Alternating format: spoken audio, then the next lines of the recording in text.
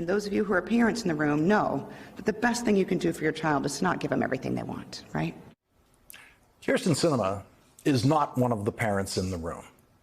Note to Senator Sinema's speechwriters, most parents are not open to parenting advice from politicians who are not parents. In fact, they're not open to parenting advice from politicians, period. Needless to say, Senator Sinema's parenting advice was every bit as bad as you would expect from someone who has no idea what she's talking about. And those of you who are parents in the room know that the best thing you can do for your child is to not give them everything they want, right? And that's important to the United States Senate as well. We shouldn't get everything we want in the moment, because later, upon cooler reflection, you recognize that it has probably gone too far. So the importance of the 60-vote threshold is to ensure that no one gets everything they want, that you compromise, that you find that middle ground. And by doing so, you're much more likely to pass legislation that stands the test of time, that will not be reversed when the next party gains power. That's the importance of the 60-vote threshold. Senator Sinema thinks that the 60-vote threshold ensures no one gets everything they want. There is not a single senator in the history of the United States Senate who has gotten everything that he or she wants. Not ever. Senator Sinema did not give a single example of a bill being passed with less than 60 votes that was then repealed when there was a change of power in Congress and the White House. Not a single example of her fear, of her theoretical justification for a voting threshold in the Senate that was not provided for in the Constitution and which defies democracy in a body whose very structure of 2 senators per state defies democracy. If we were to give in to that moment of wanting just what you want, the reversal that would come in a year or 2 years would not only be bad for the American body, it'd be bad for businesses, it'd be bad for state and local governments. Well, maybe that's why it doesn't happen, except, of course, for tax rates. Whenever Republicans control Congress and the White House, they cut tax rates, and then whenever Democrats regain control of Congress and the White House, they raise tax rates. And so it happens, and the country survives. Senator Sinema wasn't finished. What she had already said about the 60-vote threshold was indefensible, and she is apparently one of those people who likes to follow the indefensible with the crazy, which she did. So not only am I committed to the 60-vote threshold, I have an incredibly unpopular view. I actually think we should restore the 60-vote threshold for the areas in which it has been eliminated already. We should restore it. Yeah, not everyone likes that. Because it would make it harder. It would make it harder for us to confirm judges, and it would make it harder for us to confirm executive appointments in each administration.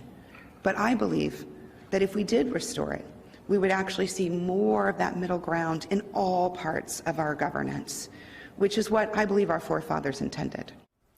Well, our forefathers, as she calls them, intended that women never be senators. Our forefathers intended that women never have the right to vote. Our forefathers did not intend for a place called Arizona to be represented in the United States Senate. When the founding fathers were writing the Constitution, the place we now call Arizona was Spain. And the authors of the Constitution expected it to remain Spain. In 1821, when Mexico secured its independence from Spain, the place now called Arizona was in Mexico.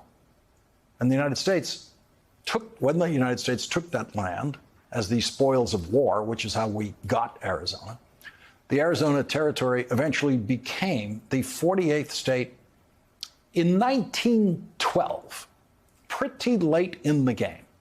But that was the same year that a constitutional amendment finally overruled the founding fathers and allowed United States senators to be elected by the voters of the state instead of the state legislatures, as the founders wanted it to be.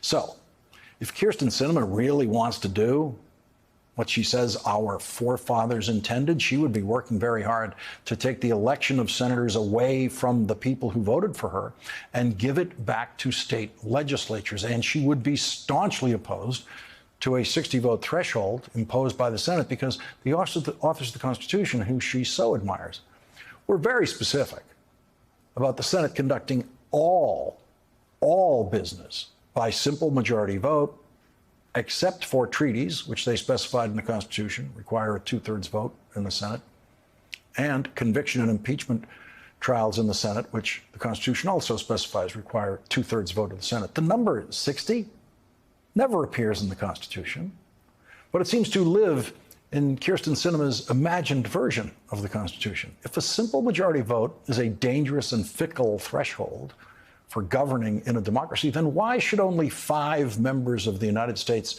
Supreme Court get to decide the final interpretation of the law of the land? Why doesn't Senator Sinema advocate a minimum of a 6-vote threshold in the Supreme Court instead of a mere majority? And why is the United States of America the only country that has a 60% threshold to win a vote in a national legislative body? Senator Sinema went to Kentucky to deliver that speech at a government-funded university at a place that calls itself the McConnell Center. Senator Mitch McConnell has effectively purchased the naming rights by delivering federal funding to the university, which of course includes taxpayer money obtained in the much richer states of New York and California. The United States Constitution says that the president shall nominate and, with the advice and consent of the Senate, shall appoint judges of the Supreme Court. The Constitution does not say that Mitch McConnell shall prevent a nominated Supreme Court justice from even being considered by the United States Senate for its consent, as Mitch McConnell did to Merrick Garland in the last year of the Obama presidency. And Mitch McConnell didn't need 60 votes to do that.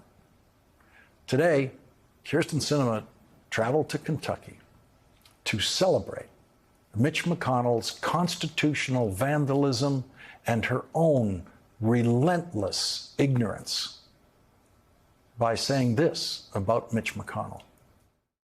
While we may not agree on every issue, we do share the same values.